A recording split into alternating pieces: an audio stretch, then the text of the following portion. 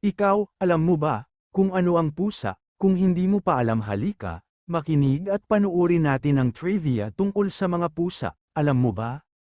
Ang mga pusa ay pinaniniwalaan na ang tanging mammal na hindi nakatikim ng tamis. Ang mga pusa ay malapit sa paningin, ngunit ang kanilang peripheral vision at night vision ay mas mahusay kaysa sa mga tao. Ang mga pusa ay dapat na may 18th daliri ng paa, 5 daliri sa bawat harap na paa, 4 na daliri sa bawat likod na paa.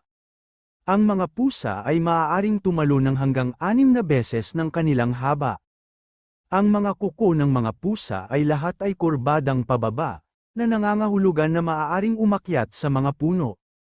Ang mga collarbone ng pusa ay hindi kumukonekta sa kanilang iba pang mga buto, dahil ang mga butong ito ay nakabaon sa kanilang mga kalamnan sa balikat. Ang mga pusa ay may 230 buto, habang ang mga tao ay mayroon lamang 206. Ang mga pusa ay may dagdag na organ na nagbibigay daan sa kanila na makatikim ng mga pabango sa hangin, kaya naman panapanahong tinititigan ka ng iyong pusa habang nakabuka ang kanyang bibig. Ang mga pusa ay may mga balbas sa likod ng kanilang mga binti sa harap, pati na rin.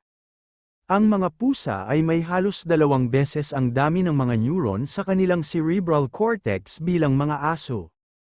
Ang mga pusa ay may pinakamalaking mata na may kaugnayan sa laki ng kanilang ulo ng anumang mammal.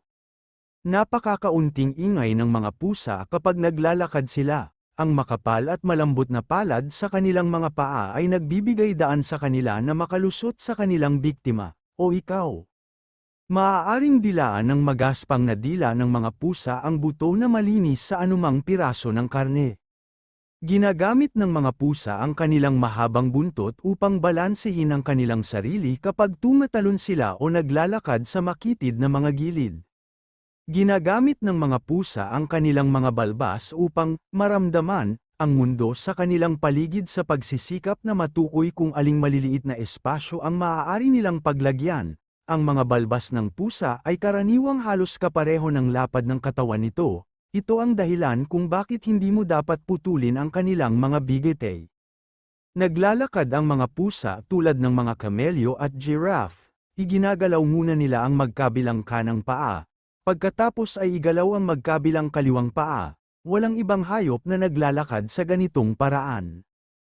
Ang mga lalaking pusa ay mas malamang na maging left pod, habang ang mga babaeng pusa ay mas malamang na maging right pod. Bagamat napapansin ng mga pusa ang mabilis na paggalaw ng kanilang biktima, madalas na tila sa kanila na ang mga bagay na mabagal ay talagang hindi gumagalaw.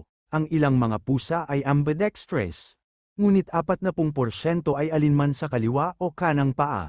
Ang ilang mga pusa ay maaaring lumangoy, may mga pusa na higit sa 18 daliri ng paa. Ang mga extra digit na pasang ito ay tinutukoy bilang polydactyl.